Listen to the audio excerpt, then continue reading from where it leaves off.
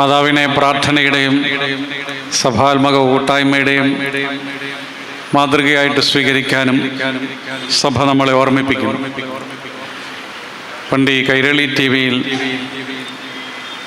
ഈ രണാങ്കണം, അശ്വമേധവും രണാങ്കണവും അങ്ങനെ ചില പ്രോഗ്രാമുകൾ ഉണ്ടായിരുന്നു.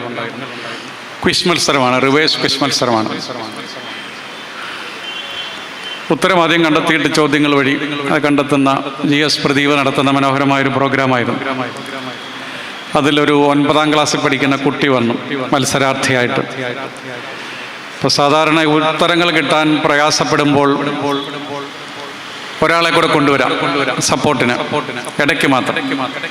അറിവുള്ള അധ്യാപകരെയോ അങ്ങനെയുള്ളവരെയൊക്കെയാണ് എല്ലാവരും കൊണ്ടുവരുന്നത്. ഇവൻ കൊണ്ടുവന്നത് അവൻ്റെ അമ്മയാണ്. അപ്പോൾ മത്സരത്തിനിടയിൽ GS പ്രദീപ് ചോദിച്ചു, എന്തുകൊണ്ടാണ് അമ്മയെ കൊണ്ടുവന്നത്? അമ്മയ്ക്ക് അതുപോലെ അറിവുള്ള ഒരാളാണോ? അപ്പോൾ അവൻ പറഞ്ഞു, എൻ്റെ അമ്മ ഏറ്റവും അറിവുള്ള ആയതുകൊണ്ടല്ല, മറിച്ച് ഈ ഹോട്ട് സീറ്റിലിരിക്കുമ്പോൾ അമ്മ അവിടെ ഇരിപ്പുണ്ടെന്നുള്ളത് ഒരു വലിയ കോൺഫിഡൻസാണ്. അപ്പം അതിങ്ങനെ എന്നെ ശക്തിപ്പെടുത്തിക്കൊണ്ടിരിക്കും. നമ്മുടെ ഏറ്റവും വലിയ കോൺഫിഡൻസ്, നമ്മുടെ ചങ്ങനാശ്ശേരിക്കാരുടെ ഏറ്റവും വലിയ കോൺഫിഡൻസ് പാറയമാതാവുണ്ടെന്നുള്ളതാണ്. ഇങ്ങനെ ഏത് ഹോട്ട് സീറ്റിലൂടെ നമ്മൾ കടന്നു പോയാലും മാതാവുണ്ടല്ലോ എന്നൊരു ധൈര്യം നമുക്കുണ്ട്. മത്സരത്തിനിടയിൽ ഇങ്ങനെ GS പ്രദീപ് പറഞ്ഞു, ലോകത്തിലെ ഏറ്റവും ആഴമുള്ള വാക്ക്, ഡീപ്പസ്റ്റ് വേർഡ് അമ്മയാണ്. ഏറ്റവും മധുരമുള്ള പലഹാരം അമ്മയാണ്. ഏറ്റവും കുളിർമയേകുന്ന തണൽ വൃക്ഷം അമ്മയാണ്. ക്രിസ്മസ് സീസണാണെന്ന് ഓർമ്മിപ്പിച്ച് നമുക്കിങ്ങനെ ഇന്നൊരു കുളിർമയൊക്കെ തുടങ്ങി ഈ പ്രഭാതത്തിൽ. മാതാവിനെ പറ്റി നമ്മൾ ചിന്തിക്കുമ്പോൾ നമുക്ക് വലിയൊരു സന്തോഷമുണ്ട്. മറിയം എന്ന ഒരു പെൺകുട്ടി, വിശുദ്ധ, നമുക്ക് പ്രിയപ്പെട്ട അന്തോനിസ് പുണ്യാളം പറയാനുണ്ട്, മറിയം എന്ന നാമം നമ്മുടെ ഹൃദയത്തിന് ആനന്ദം പകരുന്ന നാമമാണ്. അധരങ്ങൾക്ക് തേനിനെ പോലെ മധുരിക്കുന്ന നാമമാണ്. കാതുകൾക്ക് സംഗീതം പോലെ ഒരു സന്തോഷം നൽകുന്ന കാര്യമാണ്. അമ്മ പ്രാർത്ഥനയുടെ മാതൃകയായത് എങ്ങനെയെന്നാണ് ആദ്യത്തെ ചോദ്യം. നിത്യകന്യകയായിട്ട് സമർപ്പിക്കപ്പെട്ട ആളാണെന്നാണ് സഭാ പാരമ്പര്യം പറയുന്നത്. കല്യാണം കഴിച്ചാലും കന്യകയായിട്ട് നിൽക്കാൻ ആഗ്രഹിച്ച അങ്ങനെ ഒരു പ്രത്യേക സമർപ്പണം മാതാവിനുണ്ടായിരുന്നു. അപ്പം ഇങ്ങനെ സമർപ്പിക്കപ്പെട്ട അമ്മ ഒന്നാമത് നമുക്ക് പ്രാർത്ഥനയുടെ മാതൃകയായിട്ട് സ്വീകരിക്കാവുന്നത്, സഭാപിതാക്കന്മാർ അമ്മയെ വിളിക്കുന്നത് പരിശുദ്ധാത്മാവിൻ്റെ മണവാട്ടി എന്നാണ്. പരിശുദ്ധാത്മാവിൻ്റെ പ്രിയപുത്രിയും എന്ന് വിളിക്കുന്നു. പരിശുദ്ധാത്മാവ് വരുമ്പോൾ ശക്തി പ്രാപിക്കും എന്നാണ് മാലാഖ മറിയത്തോട് ഓർമ്മിപ്പിച്ചത്. എലിസബത്തിനെ കാണാൻ പോകുമ്പോൾ എലിസബത്തിൽ പരിശുദ്ധാത്മാവ് നിറയുന്നത് അമ്മയുടെ സാന്നിധ്യത്താലാണ്. പന്തക്കുസ്തായിൽ അമ്മയാണ് ഇങ്ങനെ പരിശുദ്ധാത്മാവിനെ സ്വീകരിക്കാൻ ശിഷ്യന്മാർക്ക് വേണ്ടി പ്രാർത്ഥിക്കുന്നതും അവരൊരുമിച്ച് പ്രാർത്ഥനാ കൂട്ടായ്മയിലായിരിക്കുമ്പോഴാണ് പരിശുദ്ധാത്മാവ് വരുന്നത്. രണ്ടാമത് അമ്മയുടെ പ്രാർത്ഥനയുടെ മൂല്യം, നമ്മളെല്ലാവരും പ്രാർത്ഥിക്കുന്നത് ദൈവവുമായിട്ട് ഐക്യപ്പെടാൻ സാധിക്കും എന്ന ചിന്തയിലാണ്.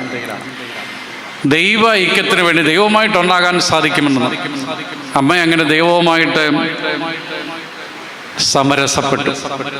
അതുകൊണ്ടാണ് അമ്മയുടെ മംഗളവാർത്ത, ഇതാ ഞാൻ കർത്താവിൻ്റെ ദാസി എന്ന. കാരണം ദൈവം പറയുന്നത് ഉൾക്കൊള്ളാൻ പ്രയാസമാണെങ്കിലും ദൈവത്തിൻ്റെ ഇഷ്ടം നിറവേറട്ടെ. ഫ്രാൻസിസ് മാർപ്പാപ്പ അതുകൊണ്ട് മറിയത്തെ വിളിക്കുന്നത് അവൾ ചെറിയ ആളല്ല, ഇൻഷുറൻസ് പോളിസി എടുത്തിട്ട് ഒരു കാര്യത്തിന് ഇറങ്ങി പുറപ്പെട്ടവളല്ല. വരായികകൾ ചിന്തിക്കാതെ റിസ്ക് എടുക്കാൻ തയ്യാറായത് ചോദിക്കുന്നത് ദൈവമായതുകൊണ്ടാണ്. അങ്ങനെ ദൈവവുമായിട്ട് സമരസപ്പെട്ട ആളാണ് പരിശുദ്ധ മറിയം. മൂന്നാമത് ഈ മറിയത്തിൻ്റെ ഒരു പ്രധാനപ്പെട്ട ഈ സ്തോത്രഗീതം, മാതാവിൻ്റെ സ്തോത്രഗീതം നമുക്ക് പ്രിയപ്പെട്ട പ്രാർത്ഥനയാണ്. രക്ഷിക്കപ്പെട്ടവളായിട്ടാണ് അവൾ തന്നെ വിശേഷിപ്പിക്കുന്നത്. നമ്മൾ രക്ഷ സ്വീകരിക്കുക, കർത്താവിൻ്റെ രക്ഷയുടെ ഭാഗമാകാൻ വേണ്ടിയാണ് നമ്മുടെ ഈ പ്രാർത്ഥനയും നമ്മുടെ ജീവിതവുമൊക്കെ. ശക്തനായവൻ എനിക്ക് വലിയ കാര്യങ്ങൾ ചെയ്തിരിക്കുന്നു, അവിടുന്ന് നമ്മളെ വീണ്ടെടുത്തിരിക്കുന്നു. രക്ഷയുടെ അനുഭവം സ്വന്തമാക്കിയാണ് അവള് പ്രാർത്ഥനയിലായിരുന്നതും. നാലാമതായിട്ട് എളിമയോടെയാണ് പ്രാർത്ഥിച്ചത്. എൻ്റെ ദാസിയുടെ എളിമയെ കടാക്ഷിച്ചവനെ എന്നാണ് അവൾ ദൈവത്തെ വിളിക്കുന്നത്. അങ്ങനെ നല്ലതുപോലെ എളിമപ്പെട്ടുമാണ് പ്രാർത്ഥിച്ചത്. നമുക്കുമുണ്ടാകേണ്ട പ്രാർത്ഥനയുടെ ഗുണങ്ങളാണ് പരിശുദ്ധാത്മാവിനെ സ്വീകരിക്കാൻ, ദൈവത്തിനോട് ഒന്നാകണമെന്ന ആഗ്രഹത്തോടെ ആ രക്ഷയുടെ അനുഭവം സ്വീകരിച്ചുകൊണ്ട് എളിമയോടെ നമുക്ക് പ്രാർത്ഥിക്കാം. രണ്ടാമത് ഇന്ന് തന്ന ചിന്ത സഭാ കൂട്ടായ്മയെ പറ്റിയാണ്. സഭയുടെ കൂട്ടായ്മ പരിശുദ്ധ അമ്മ വഴി എന്നത് മനോഹരമായ സങ്കല്പമാണ്. മാതാവിനെ പറ്റി പറയുന്നത് പരിശുദ്ധ അമ്മയുടെ ഈ മംഗളവാർത്ത സ്വീകരിച്ച് കഴിഞ്ഞപ്പോഴാണ് അമ്മയുടെ ഈ കളമൊരുങ്ങുന്നത്. ഇങ്ങനെ ഗ്ലോറിയസ് റോയൽ എൻട്രിയാണ്. പിന്നെ റോയൽ എൻട്രി ഈ ശക്തയായി കഴിഞ്ഞ് ഈ റോയൽ എൻട്രി നടത്തുന്നതിന് മുമ്പ് അവളെ ദാസിയുടെ എളിമയെ തൃക്കൻ പാർത്തുന്ന മാത്രമല്ല, ശക്തന്മാരുടെ കസേര മറിച്ചിട്ടവനെ എന്നും ദൈവത്തെ വിളിക്കുന്നു. വലിയ വിപ്ലവം പറഞ്ഞുകൊണ്ടാണ് മറിയം ഇറങ്ങുന്നത്. ആ എൻട്രി ആദ്യം ഒരു പുരോഹിതൻ്റെ വീട്ടിലേക്കാണ്, സക്കറിയായുടെ വീട്ടിലേക്കാണ്. പുരോഹിതനായ സക്കറിയായെയും എലിസബത്തിനെയും കണ്ട് ആശ്വസിപ്പിക്കാനാണ് വരുന്നത്. രണ്ടുപേരും ഡിപ്രഷൻ മൂഡിലായിരുന്നു. സക്കറിയ മെൻ്റലി ഡിപ്രസ്ഡ് ആണ്, എലിസബത്ത് ഫിസിക്കലി, കാരണം അത്രയും പ്രായമായ സ്ത്രീയാണ്. ഇവർക്ക് പരിശുദ്ധാത്മാവിനെ നൽകി ശക്തിപ്പെടുത്തുവാനുമാണ് മറിയം വരുന്നത്. അതുകൊണ്ട് മറിയത്തിൻ്റെ ആദ്യം ഈ പുരോഹിതൻ്റെ വീട്ടിൽ സുവിശേഷം അവസാനിക്കുമ്പോൾ ഈശോ തന്നെ പട്ടം കൊടുത്ത ഈശോയുടെ പ്രിയ ശിഷ്യൻ യോഹന്നാൻ എന്ന പുരോഹിതൻ്റെ വീട്ടിലാണ് മാതാവിനെ നമ്മൾ അവസാനമായിട്ട് കാണുന്നത്. മാതാവിനെ അയാൾ വീട്ടിലേക്ക് കൊണ്ടുപോയി. പിന്നീട് പെന്തക്കോസ്തായ്ക്ക് വരുന്നതും യോഹന്നാനോടൊപ്പമാണ്. അങ്ങനെ ആ പൗരോഹിത്യ കൂട്ടായ്മയിൽ മറിയം ഒന്നു ചേർന്നുകൊണ്ടാണ് സഭാത്മക കൂട്ടായ്മയിലേക്ക് നമ്മളെ ക്ഷണിക്കുന്നത്. പുതിയ ആ സഭാത്മക കൂട്ടായ്മയിലേക്ക് സ്വീകരിക്കാൻ വേണ്ടിയാണ് പെന്തക്കോസ്തായ്ക്ക് വേണ്ടി മറിയം ശിഷ്യന്മാരെ ഒരുക്കുന്നത്. അതുവരെ നിഴലായിരുന്നു മറിയം. ഈശോയുടെ മരണം വരെ കുരിശിൻ ചുവട്ടിൽ നിർഭാഗ്യയായ ഒരു സ്ത്രീയായിരുന്നു. അതിനുശേഷം മാതാവ് ഓർത്തു ഇനി തൻ്റെ ഊഴമാണ്. അങ്ങനെയാണ് ശിഷ്യന്മാരെ ഒരുമിച്ച് കൂട്ടാൻ, അല്ലെ ആരുമില്ലാതെ അനാഥരായി പോയ ശിഷ്യന്മാരെ ഒരുമിച്ച് കൂട്ടാൻ മറിയം കാണിച്ച ഒരു ധൈര്യമുണ്ട്. അതാണ് സഭയുടെ തുടക്കം. അതുകൊണ്ട് അവൾ സഭയുടെ അമ്മയായി മാറുകയും ചെയ്തു. സഭാപിതാക്കന്മാർ മറിയത്തെ വിശേഷിപ്പിക്കുന്നത് ഉദരത്തിൽ പള്ളി പണിതവളെന്നാണ്. ഉദരത്തിൽ പള്ളി പണിതവളാണ് നമ്മളെയും പള്ളിയിലേക്ക് ക്ഷണിക്കുന്നത്. നമ്മളും പള്ളിയാകാനും അങ്ങനെ ആ സഭാ കൂട്ടായ്മയിലാണ് നമ്മൾ മാതാവിനോടൊപ്പം പങ്കുചേരുന്നത്. നാലാമതായി എല്ലാം പള്ളിക്ക് കൊടുത്തവളാണ് മറിയം. ഈശോ പറയുന്ന ഒരു മനോഹരമായൊരു സംഭവമുണ്ട്. ഇങ്ങനെ ദേവാലയത്തിൽ വിധവയായ ഒരു സ്ത്രീ കാണിക്ക അർപ്പിക്കാൻ വരുന്നു. ഈശോ എന്നിട്ട് ശ്രദ്ധിക്കുകയാണ്. അവൾ ഒരു ചെറിയ നാണയമാണ് നിക്ഷേപിച്ചത്. അത് അവളുടെ ഉപജീവനത്തിനുള്ള മാർഗമാണ്. അവൾക്കുണ്ടായിരുന്നതെല്ലാം അതിൽ നിക്ഷേപിച്ചു. സഭാപിതാക്കന്മാർ ഈ ബൈബിൾ ഭാഗം എടുത്തിട്ട് പറയുന്നു മറിയമാണത്. കാരണം മറിയവും വിധവയാണ്. അവൾ പള്ളിക്ക് സമർപ്പിക്കുന്നത് ഏകപുത്രനെയാണ്. അതുകൊണ്ട് സഭാപിതാക്കന്മാർ മറിയത്തെ ദേവാലയത്തിൻ്റെ ഭണ്ഡാര സൂക്ഷിപ്പുകാരി എന്ന് വിളിക്കുന്നുണ്ട്. ഉണ്ടായിരുന്ന ഏറ്റവും പ്രധാനപ്പെട്ട ധനം, അല്ലെ ഏകധനം, ഏകപുത്രനെ പള്ളിക്ക് കൊടുത്തവളാണ് മറിയം. അങ്ങനെ സമ്പൂർണ്ണ സമർപ്പണത്തിൻ്റെ മാതൃകയായിട്ട് ഏറ്റവും പ്രിയപ്പെട്ടത് പള്ളിക്ക് കൊടുത്തുകൊണ്ട് അവൾ സമ്പൂർണ്ണ സമർപ്പണത്തിൻ്റെ മാതൃകയാകുന്നു. അങ്ങനെ കൊടുത്ത അമ്മയാണ് കർത്താവ് ഇവിടുന്ന് പോകുന്നതിന് മുമ്പ് തിരിച്ച് പള്ളിക്ക് കൊടുത്തത്, തിരിച്ച് സഭയ്ക്ക് സമർപ്പിച്ചത്. ഇതാ നിൻ്റെ അമ്മ എന്ന് പറഞ്ഞുകൊണ്ട്. അങ്ങനെ മറിയത്തിൻ്റെ ഈ മനോഹരമായ ജീവിതത്തെ, മാതാവിനെ പറ്റി നമുക്ക് ധ്യാനിക്കാൻ ആയിരക്കണക്കിന് വിഷയങ്ങളാണ്. എത്ര സമയം വേണേലും സംസാരിക്കാം, എത്ര നേരം വേണേലും ധ്യാനിക്കാം. അമ്മ ഇത് എങ്ങനെ ഈ തീവ്രതയിലേക്ക്, ഈ സാക്ഷ്യത്തിലേക്ക്, ഈ മഹത്തായ പ്രതീകത്തിലേക്ക് എത്തിയത് എന്ന് ചിന്തിക്കുക എന്നത് വളരെ മനോഹരമായ ഒരു കാര്യമാണ്. ഏറ്റവും പ്രധാനപ്പെട്ട അമ്മയുടെ ജീവിതത്തിലെ നിർണായകമായ ആ സംഭവം മംഗളവാർത്ത തന്നെയാണ്. അഗസ്തീനോസ് ഒക്കെ പറയുന്നത് പോലെ ദ കോസ്മോസ് സ്റ്റുഡ് സ്റ്റിൽ. എല്ലാ പെൺകുട്ടികളുടെ അടുക്കൽ, ജെറുസലേമിലെ എല്ലാ പെൺകുട്ടികളുടെ അടുക്കൽ ഗബ്രിയേൽ ദൈവദൂതൻ ചെന്നു. ഇങ്ങനെ ഒരു കുഴപ്പം പിടിച്ച കാര്യമുണ്ട്, ഇതിന് സമ്മതം പറയാവോ എന്ന് ചോദിക്കുമ്പോൾ അവരെല്ലാവരും അത് ഭയപ്പെട്ടു. അവസാനം ഈ പാവം പെൺകുട്ടിയുടെ അടുക്ക് ചെല്ലുന്നതായിട്ടാണ് സഭാപിതാക്കന്മാർ പറഞ്ഞത്. അങ്ങനെ മറിയത്തിൻ്റെ സമ്മതത്തിന് കാത്തു നിൽക്കുന്ന ഗബ്രിയേൽ ദൈവദൂതൻ, അപ്പം ഇവളോട് ഇനി സമ്മതം പറഞ്ഞില്ലെങ്കിൽ എന്ത് സംഭവിക്കുമെന്ന് കാത്ത് ഇങ്ങനെ പ്രപഞ്ചം നിശ്ചലമായി പോയെന്നാണ് സഭാപിതാക്കന്മാർ പറയുന്നത്. പ്രപഞ്ചം നിശ്ചലമായ സമയത്താണ് അമ്മ ദൈവം പറയുന്നത് പോലെ സംഭവിക്കട്ടെ എന്ന് അതിശക്തമായ പ്രഖ്യാപനം നടത്തുന്നത് എന്നാണ്. അതുകൊണ്ട് അബ്രഹാം പിതാവ് വിളിക്കുന്നത് മറിയത്തിൻ്റെ മാമ്മോദീസായാണ് മംഗളവാർത്ത. അങ്ങനെയാണ് അവൾ സഭയുടെ ആദ്യത്തെ അംഗമാകുന്നത്. സഭയുടെ ഏറ്റവും ശ്രേഷ്ഠമായ അംഗവും ആദ്യത്തെ അംഗവുമാകുന്നത് മംഗളവാർത്തയാണ്. മംഗളവാർത്ത മറിയത്തിൻ്റെ മാമ്മോദീസ എന്നാണ്. രണ്ടാമത് അബ്രഹാം പിതാവ് പറയുന്നത് മനോഹരമായൊരു സങ്കല്പമാണ്. ഇവളെങ്ങനെ ഗർഭം ധരിച്ചു? ഇവള് ചെവിയിലൂടെ ഗർഭം ധരിച്ചു എന്നാണ് അബ്രഹാം പിതാവ് പറയുന്നത്. കാതിലൂടെ ഗർഭം ധരിച്ചവളാണ്. കാരണം വചനം കേട്ടിട്ട് ആ വചനത്തിന് മാംസം നൽകി. ചെവിയിലൂടെ വചനം കേട്ട് വചനത്തിന് മാംസം നൽകിയവൾ, അവളുടെ ഗർഭധാരണം കാതിലൂടെയുള്ളെന്ന് പറഞ്ഞാൽ വചനത്തിൻ്റെ ശ്രവണം വഴി നമ്മളും വചനം കേൾക്കുമ്പോൾ ഈ വചനം നമ്മളിലും മാംസം ധരിക്കണം. അതാണ് രക്ഷയുടെ കാരണമാകുന്നത്. അങ്ങനെയാണ് മറിയം രക്ഷയുടെ ഭാഗമാകുന്നത്.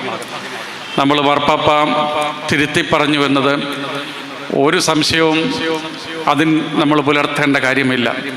രക്ഷയുടെ ഏകരക്ഷകനായ കർത്താവ് ഈശോമിശിഹ എന്നത് നമ്മൾ ഒരിക്കലും പറയാതിരിക്കുകയില്ല, ഒരിക്കലും മറച്ചു വെക്കേണ്ട കാര്യമില്ല. ഈ രക്ഷയ്ക്ക് സഹകാരിണിയായ, രക്ഷയുടെ ഭാഗഭാക്കായ ഏറ്റവും ശ്രേഷ്ഠമായ വ്യക്തിയായിട്ടാണ് പരിശുദ്ധ അമ്മയെ നമ്മൾ അവതരിപ്പിക്കുന്നത്. ചുരുങ്ങിയ മനോഹരമായ വാക്കുകളിൽ നമ്മൾ പറഞ്ഞാൽ പുതിയ നിയമത്തിൻ്റെ അന്തസത്ത ഈശോമിശിഹായാണ്. പുതിയ നിയമത്തിൻ്റെ ജിസ്റ്റ്, അതിൻ്റെ സംക്ഷേപം, അന്തസത്ത, പുതിയ നിയമത്തിൻ്റെ അന്തർധാര പരിശുദ്ധ മറിയമാണ്. ഈ അന്തസത്തയ്ക്ക് വേണ്ടി ഈ അടിയിലൂടെ ഒഴുകുന്ന ഉറവ പരിശുദ്ധ മറിയമാണ്. അതുകൊണ്ട് ഈശോ തൻ്റെ പ്രിയപ്പെട്ട അമ്മയെ നമുക്ക് നൽകിയത് അവൾ കാലത്തിൻ്റെ അവസാനം വരെ നമ്മുടെ അമ്മയായിരിക്കും എന്ന ഓർമ്മയോടെ തന്നെയാണ്. അതുകൊണ്ട് സഭയെപ്പറ്റി നമ്മൾ പ്രാർത്ഥിക്കുകയും ചിന്തിക്കുകയും ചെയ്യുമ്പോൾ, സഭാത്മക കൂട്ടായ്മയെപ്പറ്റിയും പ്രാർത്ഥനയെപ്പറ്റിയൊക്കെ ചിന്തിക്കുമ്പോൾ എനിക്കുണ്ടായ, നമ്മൾ കേട്ടിട്ടുള്ള ആ ഒരു പ്രതീകത്തെ കൂടി ചെറുതായിട്ടൊന്ന് ധ്യാനിക്കാമെന്നാണ് കരുതുന്നത്. ഈ പ്രഭാതത്തിൽ മംഗളവാർത്തയുടെ ഈ ആദ്യ ഞായറാഴ്ച മറിയം സഭാപിതാക്കന്മാർ മാതാവിനെ ഈ പ്രകീർത്തിക്കാൻ ഏറ്റവും ഇഷ്ടപ്പെട്ട വാക്ക്, നമ്മൾ ഒരുപാട് ദിവസം എല്ലാ ദിവസവും ആവർത്തിക്കുന്ന, നമ്മളധികം ശ്രദ്ധിക്കാത്ത വാക്കാണ് മറിയം. വാഗ്ദാനത്തിൻ്റെ പേടകമാണ്. ഇതിനെപ്പറ്റിയുള്ള എല്ലാ വ്യാഖ്യാനങ്ങളും നമ്മൾ കേട്ടിട്ടുള്ളതാണ്. വാഗ്ദാന പേടകത്തെപ്പറ്റി, വാഗ്ദാന പേടകം നമ്മൾ റാസക്കുർബാനയ്ക്ക് പാടും, കൂടാരത്തിൽ ചെന്നെത്തിയിടാം, അവനെ വണങ്ങിയിടാം. സഭയാണ് ഈ കൂടാരമായിട്ട് നമ്മൾ വിളിക്കുന്നത്. വാഗ്ദാന പേടകം സഭയുടെ പ്രതീകമായിട്ട് അവതരിപ്പിക്കുമ്പോൾ തന്നെ ഇത് മറിയത്തിൻ്റെയും മനോഹരമായ ഒരു പ്രതീകമാണെന്ന് സഭാപിതാക്കന്മാർ ഓർമ്മിപ്പിക്കുന്നു. വാഗ്ദാന പേടകത്തെപ്പറ്റി ബൈബിള് നിർവചിക്കുന്നത് ലോകത്തിലേക്ക് ഏറ്റവും മനോഹരമായ ഒരു പദാർത്ഥം, ഒരു വസ്തു, ഏറ്റവും മനോഹാരിതയുള്ളത്, ദൈവത്തിൻ്റെ സാന്നിധ്യം അതിൽ ആവസിച്ചു. ദൈവത്തിൻ്റെ സാന്നിധ്യം ആവസിച്ച ലോകത്തിലെ ഏറ്റവും മനോഹരമായത് പരിശുദ്ധാത്മാവ് നിന്റെ മേൽ വരും, അത്യുന്നതൻ്റെ ശക്തി നിന്റെ മേൽ ആവസിക്കും എന്ന് പറഞ്ഞപ്പോഴാണ് മറിയം ലോകത്തിലെ ഏറ്റവും സുന്ദരിയായത്. അവർ ലേഡി എന്നൊരു വാക്കുണ്ട് ഇംഗ്ലീഷിൽ. നമ്മുടെ പെണ്ണെന്നോ ഒക്കെ മനോഹരമായ ഒരു വ്യാഖ്യാനത്തിലൂടെ ചന്ദ്രനെ പോലെ അഴകുള്ളവളും സൂര്യനെ പോലെ ശോഭയുള്ളവളുമായവൾ മാറിയത് ഈ വാഗ്ദാന പേടകമായി മാറിയപ്പോഴാണ്, ദൈവത്തിൻ്റെ സാന്നിധ്യം അവളിൽ ആവസിച്ചപ്പോഴാണ് എന്ന് നമ്മൾ ഓർമ്മിപ്പിക്കും. വാഗ്ദാന പേടകത്തിൽ 3 വസ്തുക്കളാണ് അതിൽ സൂക്ഷിച്ചിരുന്നത്. ദൈവത്തിൻ്റെ സജീവമായ സാന്നിധ്യവും പരിപാലനയും തങ്ങളോടൊപ്പം ഉണ്ടാകുമെന്ന് ആഗ്രഹിച്ച് ദൈവം ഇസ്രായേൽ ജനത്തിൻ്റെ ജീവിതത്തിൽ നിർണായക സംഭവങ്ങളിൽ ഇടപെട്ട 3 കാര്യങ്ങളാണ് അതിൽ സൂക്ഷിച്ചത്. എപ്പോഴും ദൈവം തങ്ങളുടെ കൂടെ ഉണ്ടായിരിക്കും. വാഗ്ദാന പേടകവും കയ്യിൽ പിടിച്ചാണ് ഇവർ യുദ്ധത്തിനൊക്കെ പോകുന്നത്. സമാഗമ കൂടാരത്തിരുന്നാൾ ആചരിക്കുന്നത് ഇതിൻ്റെ ഓർമ്മയ്ക്ക് വേണ്ടിയാണ്. പല കൂടാരങ്ങൾ അടിച്ച് അതിലൊരു പ്രധാനപ്പെട്ട കൂടാരം സമാഗമ കൂടാരമാക്കി അതിനുള്ളിൽ വാഗ്ദാന പേടകമൊക്കെ സൂക്ഷിച്ച് ഈ വാഗ്ദാന പേടകം അവർക്ക് പ്രധാനപ്പെട്ടതായിരുന്നു. 3 കാര്യങ്ങളാണ്. 1, അഹറോൻ്റെ തളിർത്ത വടി. 2, വിശന്നപ്പോൾ ആകാശം വർഷിച്ച മന്ന. 3, 10 കൽപ്പനകൾ നൽകിയ കൽഫലകങ്ങൾ, 10 കൽപ്പനകൾ എഴുതിയ കൽഫലകങ്ങൾ. ഇസ്രായേലിൻ്റെ ജീവിതത്തിൽ ദൈവത്തിൻ്റെ കൃത്യമായ ഇടപെടലാണ്. അഹറോൻ്റെ വടി, മന്ന, 10 കൽപ്പനകൾ. ഇത് 3ഉമാണ് ഇതിൽ സൂക്ഷിച്ച് ദൈവം തങ്ങളോടൊപ്പം ഏത് പ്രതിസന്ധിയിലും ഉണ്ടാവും എന്ന പ്രതീക്ഷയിൽ അവർ സൂക്ഷിച്ചത്. അപ്പോൾ മറിയത്തെ എന്തുകൊണ്ട് വാഗ്ദാന പേടകമെന്ന് വിളിക്കുന്നു? അഹറോൻ്റെ തളിർത്ത വടി, മണ്ണും വളവും ജലവും കൂടാതെ തളിർത്ത വടി എന്ന് സഭാപിതാക്കന്മാർ വിളിക്കുന്ന അഹറോൻ്റെ തളിർത്ത വടി. മറിയത്തിൽ അങ്ങനെ ഒരു ഫലമുണ്ടായി. മറിയത്തിൻ്റെ ഉദരം അങ്ങനെയാണ് തളിർത്തത്, പൂവിട്ടത്, ഫലം ചൂടിയത്. നിത്യപുരോഹിതന് ജന്മം നൽകാൻ മറിയം തൻ്റെ ഉദരമൊരുക്കിയപ്പോൾ. 2, മന്ന. പിതാക്കന്മാർ മരുഭൂമിയിൽ വെച്ച് മന്ന ഭക്ഷിച്ചുവെങ്കിലും അവർ മരിച്ചു. ഞാൻ നൽകുന്ന ജീവൻ്റെ അപ്പം ഭക്ഷിച്ചാൽ നിങ്ങൾ നിത്യം ജീവിക്കും. സ്വർഗത്തിൽ നിന്നിറങ്ങിയ പുതിയ മന്ന ഈശോ മിശിഹായാണ്. 3 കൽപ്പന. പഴയ കൽപ്പന പോലെയല്ല, ഞാൻ നിങ്ങൾക്ക് ഒരു പുതിയ കൽപ്പന നൽകുന്നു. സ്നേഹത്തിൻ്റെ കൽപ്പന. കൽപ്പന തന്നെ സ്നേഹമാക്കിയ ഈശോ തന്നെ പൂവിട്ട തളിർത്ത വടി, താനെ തളിർത്ത മറിയത്തിൻ്റെ ഉദരം, സ്വർഗീയ മന്നായ ഈശോ മിശിഹ, പുതിയ കൽപ്പനയായ സ്നേഹത്തിൻ്റെ കൽപ്പനയായ ഈശോ മിശിഹ. ഇത് 3ഉമാണ് മറിയത്തെ വാഗ്ദാന പേടകമാക്കുന്നത്.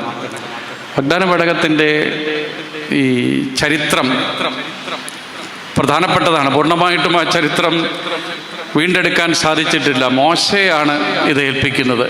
മോശ പിന്നീട് ജോഷുവായ്ക്ക് കൈമാറി. ഒരു 200 വർഷങ്ങളോളം ഇവരിത് സൂക്ഷിച്ചു. പിന്നീട് ഫിലിസ്തീനുമായിട്ടുള്ള യുദ്ധത്തിൽ ഇത് നഷ്ടപ്പെടുന്നുണ്ട്. നഷ്ടപ്പെട്ടു പോയ ഈ പേടകം വീണ്ടെടുക്കുന്നത് ഇസ്രായേലിൻ്റെ പ്രിയപ്പെട്ട രാജാവായ ദാവീദാണ്. ദാവീദ് അതിനെ വീണ്ടെടുത്ത് ആഘോഷമായിട്ട് പുനഃപ്രതിഷ്ഠിക്കുന്നുണ്ട്. ഈ ആഘോഷമായ പുനഃപ്രതിഷ്ഠയിൽ സംഭവിക്കുന്ന കാര്യങ്ങളും പ്രധാനപ്പെട്ടതാണ്. ഇപ്പോൾ ദാവീദ് ഇങ്ങനെ ഇതിനെ കൊണ്ടുവരുമ്പോൾ ദാവീദ് തന്നെ ഇതിനോട് ആത്മകഥം ചെയ്യുന്നുണ്ട്. ഈ വാഗ്ദാന പേടകം, ഇത്രയും പാവനമായ ഈ വസ്തു എൻ്റെ അടുത്തേക്ക് വരാൻ എനിക്കെന്ത് യോഗ്യത? മറിയം എലിസബത്തിൻ്റെ അടുക്കൽ ചെല്ലുമ്പോൾ എലിസബത്ത് ചോദിക്കുന്നത്, എൻ്റെ കർത്താവിൻ്റെ അമ്മ എൻ്റെ അടുക്കൽ വരാൻ എനിക്കെന്ത് യോഗ്യത?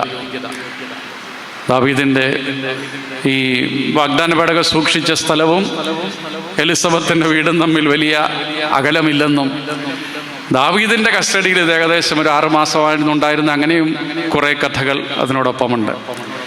എങ്കിലും വാഗ്ദാന പേടകം വീട്ടിലേക്ക് വരുമ്പോൾ, തൻ്റെ അടുക്കിലേക്ക് വരുമ്പോൾ ആഘോഷമായ സ്വീകരണമാണ് ദാവീദ് ഒരുക്കുന്നത്. ദാവീദ് നൃത്തം ചവിട്ടുകയാണ്. ഭാര്യ പോലും അയാളെ വഴക്ക് പറയുന്നുണ്ട്. രാജ്യം ഭരിക്കുന്ന ഒരാളിങ്ങനെ എല്ലാം മറന്ന് നൃത്തം ചവിട്ടുന്നത് മോശമല്ല. അപ്പോൾ ദാവീദ് പറയും, എൻ്റെ കർത്താവിനെ ഞാൻ എത്രമാത്രം പ്രഘോഷിച്ചാലാണ് മതിയാവുക. എലിസബത്തിൻ്റെ ഉദരത്തിൽ ഒരു ശിശു മറിയത്തെ കാണുമ്പോൾ, അല്ലെ മറിയത്തിൻ്റെ ഉദരത്തിലെ ശിശുവിനെ കാണുമ്പോൾ നൃത്തം ചവിട്ടുന്നുണ്ട്. അങ്ങനെ എല്ലാവിധത്തിലും ഈ വാഗ്ദാന പേടകവുമായിട്ട് ബന്ധപ്പെട്ടാണ് മറിയത്തിൻ്റെ ജീവിതം പോകുന്നത് എന്ന് നമ്മൾ മനസ്സിലാക്കുകയും ചെയ്യുന്നു. അപ്പോൾ ഇത്രയും ഭവനമായിട്ട് ഇവർ സൂക്ഷിച്ച ഈ വാഗ്ദാന പേടകം ദാവീദ് വരെ ഉണ്ടായിരുന്നു. പിന്നീട് എന്ത് സംഭവിച്ചു എന്നതിന് വലിയ സൂചനകളില്ല. ഒരു പക്ഷേ യുദ്ധത്തിൽ നഷ്ടപ്പെട്ടേക്കാം, അല്ലെങ്കിൽ പ്രവാസത്തിന് യുദ്ധം വരുന്നു, പ്രവാസം വരുന്നു എന്ന് കാണുമ്പോൾ ഇത് നഷ്ടപ്പെട്ടു പോകാതിരിക്കാൻ വേണ്ടി ഇവർ സൂക്ഷിച്ചു വെച്ചതാകും. വിപ്രവാസത്തിന് ശേഷം തിരികെ വരുമ്പോൾ ഇത് സൂക്ഷിച്ചു വെച്ച ആൾ മരിച്ചു പോവുകയോ മറന്നു പോവുകയോ എങ്ങനെയോ മിസ്സായിട്ടുണ്ട്. ദാവീദിൻ്റെ കാലത്തിന് ശേഷം പിന്നീട് ഈ വാഗ്ദാന പേടകത്തെപ്പറ്റി ബൈബിളിൽ സൂചനയില്ല. ഇത് കാണാതെ പോയി, നഷ്ടപ്പെടുക തന്നെ ചെയ്തു എന്നതാണ് അതിൻ്റെ ബാക്കി പത്രം. ഈശോ എന്തുകൊണ്ട് വാഗ്ദാന പേടകത്തെ പറ്റി പരാമർശിക്കുന്നില്ല എന്നതും ശ്രദ്ധേയമാണ്. ഈശോയുടെ കാലത്ത് ഏതായാലും ഇതില്ല. യോനാ പ്രവാചകനെ പറ്റി പോലും ഉദ്ധരിച്ച ഈശോ വാഗ്ദാന പേടകത്തെ പറ്റി ഒന്നും പറയുന്നുമില്ല. അപ്പോൾ ഇതെങ്ങനെയോ നഷ്ടപ്പെട്ടിട്ടുണ്ട്. നഷ്ടപ്പെട്ടെന്ന് മാത്രമല്ല, ഇതുവരെ തിരിച്ചു കിട്ടിയിട്ടുമില്ല. ഈശോയുടെ കാലശേഷം തകർക്കപ്പെട്ട ജെറുസലേം ദേവാലയം ഇതുവരെ പുനരുദ്ധരിക്കാൻ സാധിക്കാത്തതുപോലെ യഹൂദർക്ക് ഈ വാഗ്ദാന പേടകവും ഇതുവരെ തിരികെ കിട്ടിയില്ല. അടുത്ത കാലത്ത് എത്യോപ്യയിലോ മറ്റോ ഇതുണ്ടെന്നൊക്കെ പറഞ്ഞൊരു ഫീച്ചർ നമ്മൾ കണ്ടിരുന്നു. ഏതായാലും തിരികെ കിട്ടിയിട്ടില്ല. അപ്പോൾ ഇത്രയും പ്രധാനപ്പെട്ട, നമ്മളൊരു പള്ളിയിലെ സക്രാരി എന്ന അർത്ഥത്തിൽ കണ്ടാൽ പോരാ വാഗ്ദാന പേടകം. കാരണം അവരുടെ ജീവിതത്തിൻ്റെ കേന്ദ്രമായിരുന്നു. പാറേപ്പള്ളിയിലെ സക്രാരി നഷ്ടപ്പെട്ടു പോയാലും കത്തീഡ്രൽ പള്ളിയിലുണ്ട് സക്രാരി. ഇവർക്കാകെ ഉണ്ടായിരുന്ന ഇതാണ്. ഇവർക്കാകെ ഉണ്ടായിരുന്ന പള്ളി ജെറുസലേം ദേവാലയം തകർക്കപ്പെട്ടു. ഇവർക്കാകെ ഉണ്ടായിരുന്ന വാഗ്ദാന പേടകം മിസ്സായിപ്പോയി, കാണാതെ പോയി. അത് വലിയ വേദനയാണ് അന്നും ഇന്നും യഹൂദർക്ക്. അപ്പോൾ അതെവിടെ പോയി എന്നുള്ളതാണ്. ബൈബിള് വായിക്കുമ്പോൾ ഈ വാഗ്ദാന പേടകം നമ്മൾ കണ്ടുമുട്ടുന്നുണ്ട്. ഭൂമിയിൽ വെച്ച് കാണാതെ പോയ വാഗ്ദാന പേടകത്തെ കണ്ടു എന്ന് പറയുന്നത് മനോഹരമായ ഒരു കാര്യമാണ്.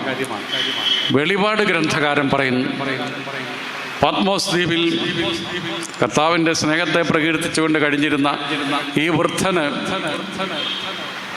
വെളിപാടുണ്ടാകുന്നു, ദർശനമുണ്ടാകുന്നു. ഇങ്ങനെ നാടകീയമായിട്ടാണ് വെളിപാട് പുസ്തകം 11-ാം അധ്യായം ഇത് അവതരിപ്പിക്കുന്നത്. വലിയ യുദ്ധവും ഭൂകമ്പവും മഹാമാരിയും ഇങ്ങനെ ഒക്കെ ഉണ്ടാകുന്ന അതിനുശേഷം 11-ാം അധ്യായത്തിൻ്റെ അവസാനത്തെ വാക്യമാണ്, ഇതാ വാഗ്ദാന പേടകം കാണപ്പെട്ടു. ഇത് നമുക്ക് വായിക്കുമ്പോൾ ഇങ്ങനെ കോൾമയിര് കൊള്ളും. വാഗ്ദാന പേടകം, ഈ ഭൂമിയിൽ നഷ്ടപ്പെട്ട വാഗ്ദാന പേടകം കാണപ്പെട്ടു സ്വർഗത്തിൽ. 11-ാം അധ്യായത്തെ അവസാനത്തെ വാക്കാണ്, സ്വർഗത്തിൽ ഈ വാഗ്ദാന പേടകം കാണപ്പെട്ടു. അതിനുശേഷമുള്ള അടുത്ത വാക്യം നമുക്ക് ഏറെ പ്രിയപ്പെട്ട വാക്യമാണ്. അധ്യായങ്ങളും വാക്യങ്ങളും പിന്നീടാണ് വരുന്നത്, നമുക്കറിയാം. 11-ാം അധ്യായം അവസാന വാക്യത്തിൽ സ്വർഗത്തിൽ വാഗ്ദാന പേടകം കാണപ്പെട്ടു എന്ന് പറയുന്നതിന് ശേഷം വരുന്ന 12-ാം അധ്യായത്തെ 1-ാമത്തെ വാക്യം നമുക്ക് ഹൃദിസ്ഥമാണ്. ഇതാ സ്വർഗത്തിൽ വലിയൊരടയാളം കാണപ്പെട്ടു, സൂര്യനെ ഉടയാടയാക്കിയ ഒരു സ്ത്രീ. അവളുടെ പാദങ്ങളിൽ ചന്ദ്രൻ, അവളുടെ ശിരസിൽ 12 നക്ഷത്രങ്ങൾ, 12 നക്ഷത്ര മുടിയുള്ളൊരമ്മ, പാദങ്ങളിൽ ചന്ദ്രൻ, സൂര്യനെ വസ്ത്രമായിട്ട് ധരിച്ചവൾ. വാഗ്ദാന പേടകത്തെപ്പറ്റി പറഞ്ഞ ഉടനെ വെളിപാട് ഗ്രന്ഥകാരൻ പറയുന്ന സൂര്യനെ വസ്ത്രമായി ധരിച്ചവൾ ഉറപ്പായിട്ടും മറിയത്തിൻ്റെ പ്രതിരൂപമാണ്. മറിയത്തെയാണ് സൂചിപ്പിക്കുക. അപ്പോൾ ഭൂമിയിൽ നഷ്ടപ്പെട്ട വാഗ്ദാന പേടകം സ്വർഗത്തിലുണ്ടെന്നും ആ വാഗ്ദാന പേടകത്തോടാണ് നമ്മളെല്ലാ ദിവസവും പ്രാർത്ഥിക്കുന്നത്. വാഗ്ദാനത്തിൻ്റെ പേടകമേ, ഞങ്ങൾക്ക് വേണ്ടി അപേക്ഷിക്കണമേ. അതുകൊണ്ട് നമ്മൾ നമ്മുടെ കുഞ്ഞുങ്ങൾക്ക് വേണ്ടിയും നമ്മുടെ പ്രിയപ്പെട്ടവർക്ക് വേണ്ടിയും ഒക്കെ പ്രാർത്ഥിക്കുന്ന ഈ ദിനം മറിയത്തിന് നമ്മളെ തന്നെ സമർപ്പിക്കാം. കുഞ്ഞുങ്ങൾക്ക് വേണ്ടിയുള്ള പ്രാർത്ഥനയും ഈശോയ്ക്ക് കിട്ടിയ ഏറ്റവും വലിയ പ്രകീർത്തനങ്ങളിലൊന്ന് ജനക്കൂട്ടത്തിൽ നിന്ന് ഒരു സ്ത്രീ വിളിച്ചു പറഞ്ഞതാണ്, നിന്നെ വഹിച്ച ഉദരവും നിന്നെ പാലൂട്ടിയ മാറും എത്രയോ ഭാഗ്യമുള്ളത്. ഈശോ അതിന് മറുപടി പറഞ്ഞത്, ദൈവവചനം കേട്ടത് പാലിക്കുന്നവരും വലിയ ഭാഗ്യവാന്മാരാന്നാണ്. ഈ പറഞ്ഞ ആളും മറിയത്തെ തന്നെയാണ് പ്രകീർത്തിച്ചത്. മകനെ കണ്ടിട്ട് ഈ മകന് ജന്മം നൽകിയ അമ്മ സൂപ്പറായിരിക്കുമെന്ന് ഈശോയും പറയുന്നത് അതുതന്നെയാണ്. ആ അമ്മ സൂപ്പറായത് ദൈവവചനം കേട്ടത് നിവൃത്തമാക്കിക്കൊണ്ടുകൊണ്ടാണ്. നമുക്ക് ധ്യാനിക്കേണ്ടതും നമുക്ക് ചോദിക്കേണ്ടതും അങ്ങനെ സുഹൃതം ചെയ്യുന്ന അമ്മമാർ നമുക്കുണ്ടാവട്ടെ. മക്കളെ കണ്ടിട്ട് ലോകം മാതാപിതാക്കളെ പ്രകീർത്തിക്കട്ടെ. മാതാപിതാക്കൾക്ക് അഭിമാനമാകുന്ന മക്കളുണ്ടാകട്ടെ എന്നാണ് നമ്മുടെ പ്രാർത്ഥന. ഈശോയെ പോലെയുള്ള കുഞ്ഞുങ്ങളുണ്ടാകട്ടെ. ഏകരക്ഷകനായ കർത്താവ് ഈശോ മിശിഹ ആ ഈശോയെ പ്രഘോഷിക്കാൻ, ലോകം പ്രഘോഷിക്കാൻ നമുക്കൊരു മടിയും വിചാരിക്കേണ്ടതില്ല. ഈ ചിന്തകൾ സമാപിപ്പിക്കുമ്പോൾ മാതാവിനെ പറ്റി സഭാ പാരമ്പര്യത്തിൽ ഉണ്ട് എന്ന് പറയപ്പെടുന്നത്, എനിക്ക് ശേഷം കുർബാന അർപ്പിക്കുന്നത് ഞാൻ മനസ്സിലാക്കുന്നതനുസരിച്ച് പ്രിയപ്പെട്ട ജേക്കബ് കൂരോത്തച്ഛനാണ്. അച്ഛനെ കുറച്ചുകൂടി അത് കൃത്യമായിട്ട് പറയാം. മാതാവിനെ പറ്റിയുള്ള ആദ്യ ചിത്രങ്ങൾ, ഐക്കണുകൾ, അച്ഛൻ ഐക്കൺ മനോഹരമായിട്ട് ചെയ്യുന്ന ആളാണ്. ഐക്കണുകൾ വിശുദ്ധ ലൂക്കാ വരച്ചതാണ് എന്നാണ് പാരമ്പര്യം പറയുന്നത്. ലൂക്കാ സുവിശേഷകൻ തോമാസ് ലീഗ അതിലൊന്ന് നാട്ടിലേക്ക് കൊണ്ടുവന്നു എന്നും പറയുന്നു. അത് 3 ഐക്കണുകളായിരുന്നു. എല്ലാത്തിലും ഈശോ ഉണ്ട്. ഈശോ ഇല്ലാതെ മാതാവിനെ സഭ അവതരിപ്പിക്കുകയില്ല. ഒന്ന് വഴികാട്ടിയായ മാതാവാണ്. ഇങ്ങനെ ഉണ്ണീശോയിലേക്ക് ഇങ്ങനെ ചൂണ്ടിക്കാണിക്കുന്ന മാതാവിൻ്റെ ഒരു ചിത്രമാണ്. ഈശോയിലേക്കെത്താൻ നമ്മളെ വഴികാട്ടുന്നവളാണ് മറിയം. കടലിൽ വഴി കാണാതുഴലും നൗക സമാനം നരവംശം അഭയം തേടുന്ന തുറമുഖമാണ് മറിയം. ഈശോയിലേക്കെത്താനുള്ള വഴി മാതാവാണ്. വഴി തെറ്റുമ്പോൾ, അതുകൊണ്ടാണ് അവളെ ഇങ്ങനെ സ്റ്റെല്ല മാരിസ്, കടൽ നക്ഷത്രം, തുറമുഖം എന്നൊക്കെ വിളിക്കുന്നത്. വഴികാട്ടിയാണ് മറിയം.